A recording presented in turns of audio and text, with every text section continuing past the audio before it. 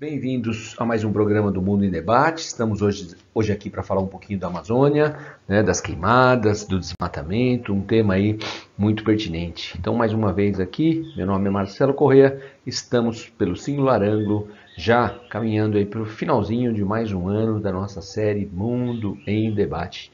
No caso, o 12º ano do nosso programa. Tá? Postei a matéria lá no Facebook no dia 9/11/2020 e essa matéria já tem um tempinho, né? Tem aí algumas semanas, mas a matéria faz uma análise. Então, não é tão importante assim o momento, né? Ter comentado logo que saiu. Não, é uma análise desse triste ano, né? Com relação ao desmatamento e as queimadas que ocorrem aí no bioma amazônico. Então, vamos lá. Bom, é evidente que imagens como estas, né, de rodovias completamente intransitáveis, né, isso para veículos de grande porte, é óbvio, essas imagens não agradam mesmo, né? Mas, por outro lado, o que nós estamos vendo é que existem novos eixos, né, novos eixos de desmatamento, e que na sequência é possível identificar as queimadas nessas áreas, quase que como uma sequência, né? Primeiro o desmatamento, a retirada de uma madeira de maior valor, na sequência o fogo para o preparo para o avanço da agropecuária, né? Então essa é a questão. A matéria trata basicamente disso, né? Como conciliar a implementação da infraestrutura sem ao mesmo tempo estimular o desmatamento e, na sequência, o fogo. Né? E agora, né, o que é possível com os recursos tecnológicos, né, sobretudo satélite, o que é possível é praticamente identificar isso em tempo real. Você consegue identificar o desmatamento e, sobretudo, na temporada do fogo, né, que é o segundo semestre, que é a estação mais seca da Amazônia, isso vem seguido pelo fogo. Isso é uma confirmação feita por cientistas da NASA, por cientistas do INPE. Isso não é achismo, essa é a questão.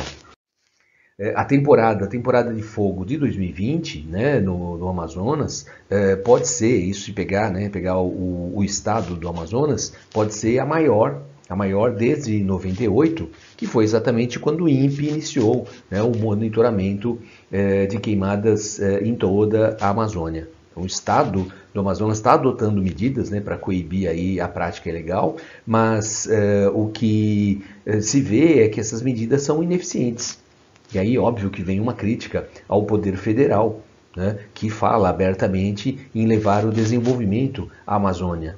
Mas esse desenvolvimento parece ser o boi, parece ser a soja, né? Então, daí o avanço de grileiros, daí aqueles que imaginam que poderiam receber algum tipo de multa, né, que viria em especial do IBAMA ou, né, do Instituto Chico Mendes, eles se sentem, né, um pouco confortáveis, já que existe um discurso de que a Amazônia é brasileira e não há o porquê duvidar disso e que temos que levar para lá o desenvolvimento. Mas é essa pegada, né? Esse desenvolvimento como sinônimo de boi, sinônimo de latifúndio. Isso, óbvio, preocupa bastante. Essa é a região onde tradicionalmente ocorrem né, os desmatamentos e posteriores queimadas. Né? Tem um formato, aqui, claro, um trabalho artístico, né, mas é um formato de um arco, é a região periférica, né? Então é o conhecido arco do fogo ou arco do desmatamento. É aí que nós estamos, né, verificando nas últimas décadas o avanço do agronegócio. Não adianta pensar na lógica atual, não adianta pensar em pequenas propriedades, porque só o custo para escoar a produção inviabilizaria. Mas por que não, né, pensar isso para o futuro? Pensar em práticas sustentáveis, né, em uma agricultura orgânica, por que não? Mas precisamos de uma infraestrutura, obviamente, para escoar essa produção, que de fato será numa escala menor, porque é um trabalho que requer mais mão de obra e não tanto maquinário, insumos químicos. Mas esse não é o projeto do atual governo, que tem aí sua legitimidade, afinal de contas foi eleito. E o que a gente vê hoje, né? Sendo que, observem essa imagem, esse então é o tradicional arco de fogo. Mas as imagens registradas esse ano aqui, na temporada de fogo, já que está encerrando agora, né, nós vamos ver que esse arco do desmatamento e do fogo, ele avançou, ele se interiorizou. Né? Você pode ver que por aqui, né, o arco, evidentemente, num tom rosa. Agora eu vou mostrar uma imagem de satélite que vocês vão notar que esses pontos de desmatamento estão mais, né, numa porção interior do que agora. Quer dizer, está avançando. É como imaginar que a Amazônia está o quê? A Amazônia brasileira está encolhendo, né, porque existe toda uma pressão aí do agronegócio nessa direção. Então, nessa imagem aqui, a gente já pode ver o Acre, por exemplo, o próprio Amazonas, o Pará. Então, você vê que se fôssemos transformar esta imagem num trabalho artístico como o anterior, ficaria também uma forma arqueada, mas de um modo mais interiorizado, né? Aqui é uma imagem de satélite, aqui é o registro dos pontos de maior incidência de fogo. Né? Então, essa é a preocupação, está avançando. Né? E, ao mesmo tempo, preocupa o discurso do governo, né? Porque a gente sabe que existe uma pressão da União Europeia, existe uma pressão dos Estados Unidos, e agora mais ainda, com a presidência nas mãos dos democratas, nas mãos do Joe Biden e da Kamala. Está na pauta deles. Né? Então vai ficar difícil para o Brasil. Claro, não vamos politizar demais a coisa, porque o vestibular está longe, óbvio, de querer cobrar algo assim, porque esse juízo de valores não nos pertence, o vestibular não tem que avaliar, né? Isso é individual, é o seu posicionamento e pronto. Agora, também achar que existe essa pressão por lado dos americanos porque eles têm medo da concorrência com o Brasil, porque a soja brasileira... Quanto que a agropecuária representa para a economia americana? Né? É na casa lá de 1,5%. Né? Então, não dá para, né, acredito eu, ir nessa linha. Mas... né? Não vai, para o vestibular não vai nessa linha de forma alguma, mas tem aí, ó, você tem a imagem de satélite que mostra, comparada com a imagem anterior, é bem diferente. Podemos colocar as imagens aqui lado a lado, né, e você vai ver que hoje há uma interiorização desse processo. Lembra que é o desmatamento primeiro e depois o fogo. Né? De fato, a floresta em si ela não pega fogo. O que pega fogo são as áreas já desmatadas. Então, esse é o avanço do agronegócio. Olha o que temos aqui no chamado Canal Rural. Diz o quê? Asfaltamento da BR-163 renderá uma economia de 1,4 bilhão ao ano. Né? Então, além de permitir o uso mais intensivo dos portos do norte, a conclusão da obra desafogaria os portos do sul. Né? Uma matéria aí de 2017, uma imagem, né, mostrando a precariedade da BR-163. BR-163... Bom, esta é a BR em questão. Esse trecho, que a matéria, né, do Canal Rural destaca, que está em processo agora de licitação e asfaltamento, aí foi interrompido, agora voltou novamente, né, está em processo aí para retomada das obras, né, a chamada BR-163, ela corta praticamente o Brasil inteiro, né, mas falta asfaltar esse pedaço, o pedaço que corta a Amazônia, corta aí o Mato Grosso, o Pará. Esse trecho é conhecido como Cuiabá-Santarém, e tendo esse trecho finalizado, a soja do Mato Grosso do Sul, a soja do Mato Grosso, e que já vem sendo cultivada no Pará, poderia muito bem ser escoado aí esse trecho todo, vai do Mato Grosso do Sul ao Pará, e quando chegar no Rio Amazonas, pode ser feito esse escoamento por navio e chegando no porto de Belém. Né? A ideia basicamente seria essa. Então você iria dispensar esses caminhões que saem, por exemplo, do Mato Grosso e vêm aqui utilizar o porto de Santos ou o porto de Paranaguá, né? Ou até mesmo Rio Grande. Então você tem aí, geralmente o escoamento se dá por essa região portuária que eu citei. Então iria desafogar estradas e os portos, obviamente. Então, mas esse é o lado mais imediato, quando eu penso na produção, sobretudo de soja, um pouco de milho, algodão, mas sobretudo soja. E agora vemos aqui, ó, um estudo que mostra o quê? Que a repavimentação, né, da BR-319, porque ela já foi uma vez pavimentada de forma muito precária, Ó, pode quadruplicar o desmatamento no Amazonas até 2050. O estudo aponta impacto ambiental, também estima prejuízos econômicos. Enquanto está lá o Canal Rural defendendo, né, que a pavimentação iria gerar uma brutal economia, está dizendo aqui prejuízos econômicos. Por quê? Porque se nós olharmos as imagens, né, de satélites dos últimos anos, o que a gente vê é isso. Abre uma estrada, logo vem o desmatamento, logo vem o fogo. E assim é a perda da biodiversidade, é a perda do bioma. Isso impactaria, por exemplo, numa redução da umidade. Redução da umidade aqui, por exemplo, no centro-oeste, ou até, claro, por que não no sudeste. Né? Então eu já posso imaginar, não tem agropecuária sem chuva. Né? Longe disso, aqui virá um deserto. Eu sei que pode rodar aí pelas redes sociais, né, uma animação de que sem a Amazônia aqui viraria um deserto. Isso acontece, né, dão exemplos de Peru, África, mas não, aqui a dinâmica é completamente diferente. Né? Agora, a umidade relativa do ar, certeza, abaixaria.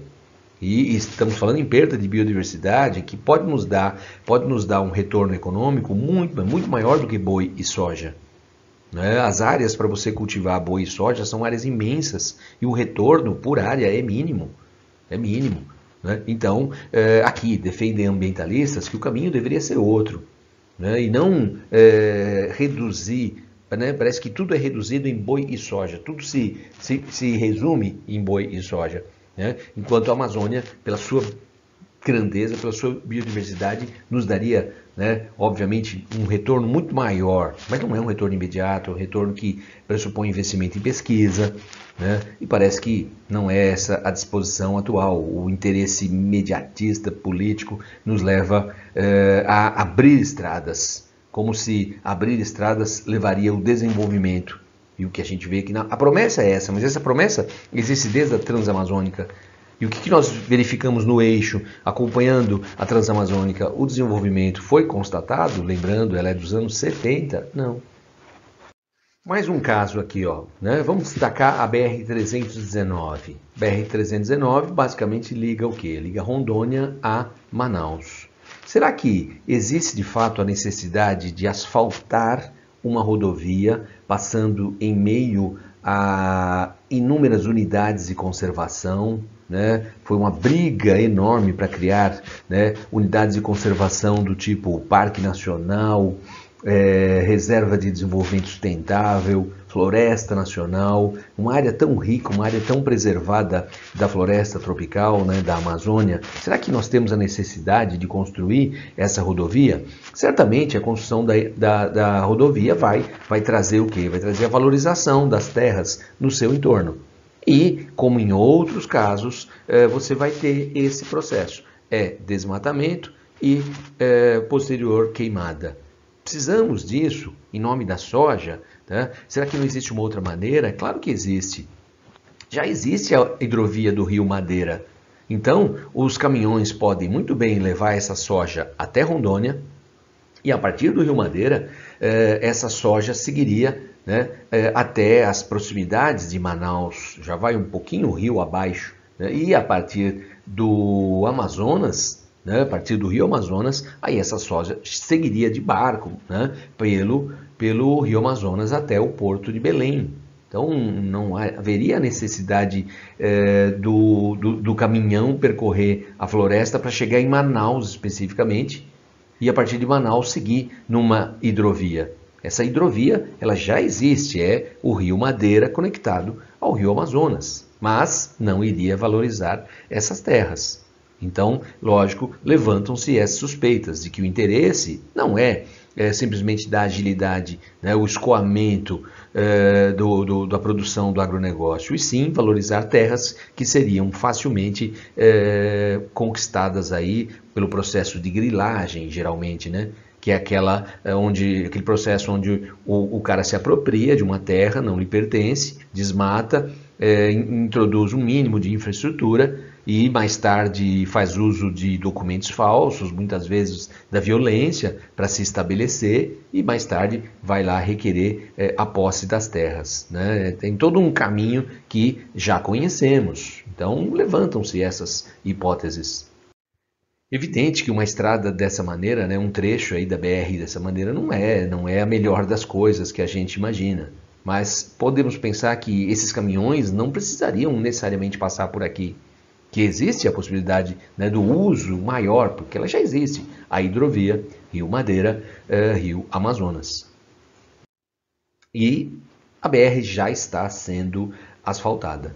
Né? E isso levanta, né, todo aquele imbróglio aí, né, a partir dos ambientalistas, que falam o quanto isso vai trazer de prejuízo. Nessa imagem aqui a gente já vê, é propaganda do próprio DENIT, né, Departamento Nacional de Infraestrutura e Transporte, e vê claramente aqui, ó, as margens estão desmatadas. Não foi o atual, né, o asfaltamento que provocou, mas só o fato de ter a abertura da estrada. E agora o compromisso de asfaltar, e alguns trechos até já se fala em duplicação da BR. Então, dúvidas que são levantadas. Né? Claro que vamos entender também a população que está lá e é carente de infraestrutura, tem esse lado também. Então, né, podemos pensar um pouco nisso, pensar que essas queimadas, né, elas vão sempre na sequência aí do desmatamento, e isso comprometendo o maior, né, bioma tropical que temos por aí. E esse ano os números são bem assustadores mesmo, né? Não vou ficar falando dos números aqui, ninguém também pensando aí no vestibular, ninguém vai ficar guardando, né, esses números, mas acho que é importante é isso, né? Nós temos o INPE, temos o Instituto Nacional de Pesquisas Espaciais e até mesmo dados da NASA corroborando com o INPE. Não tem como negar. Né? Não tem como olhar para uma imagem de satélite, ver um ponto de queimada e falar, não, me parece uma rocha superaquecida. Não, não tem rocha superaquecida que faça você confundir, né, com uma imagem de satélite. Isso é uma completa desinformação. Temos os registros. Agora, o que nós vamos fazer? Né? O que nós vamos fazer a partir disso? Que atuação, que resposta vamos dar, né, para o mundo? Né? Se há um interesse econômico ou não do mundo em torno disso, né, não interessa, existe. Né? E nós temos que dar algum tipo de resposta. E essas respostas não estão à altura do que lá fora esperam da gente. E aí é aquele processo bem conhecido. Dúvidas sobre o Brasil, automaticamente você vê o país com dificuldade de fechar um acordo comercial, um país com dificuldade de receber investimentos, e assim as coisas vão piorando. Bom, é isso que essa matéria levanta. Né? Eu acho que para nós, para o vestibular, a gente pode ficar nesse embate, né, de que temos que levar a infraestrutura para a região amazônica, mas ao mesmo tempo, né, precisamos fazer isso do modo mais sustentável possível. Né? Existe uma pressão lá de fora que muitas vezes também aí restam algumas dúvidas sobre o real interesse, né? Mas não importa, o Brasil tem que dar uma resposta. E qual é a resposta que o Brasil vem dando nessa situação? Não vamos politizar, sobretudo nós estamos aqui, né, no nosso programa aqui Mundo em Debate, estamos focados em debater um tema para que isso possa ser levado para o vestibular. E você lembra que esse posicionamento político partidário não vai agregar nada na nota, lá nas suas respostas, nas suas dissertações. É importante que você tenha uma opinião, que você tenha uma argumentação e saiba elaborar muito bem o texto. Né? Esse posicionamento favorável a esse ou aquele governo fará o quê? Fará o seu texto ficar extenso, você vai perder tempo e não vai ter como isso ser avaliado. Não pode ser avaliado, é o seu posicionamento e ele é correto, né?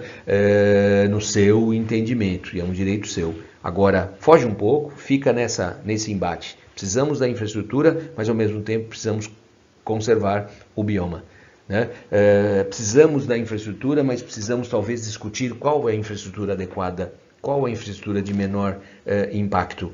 Né? Mas óbvio, precisa existir. Então é isso. Ficamos aí para o nosso próximo encontro. Já logo em breve encerraremos aí mais essa jornada 2020. Até a próxima oportunidade. Tchau, tchau.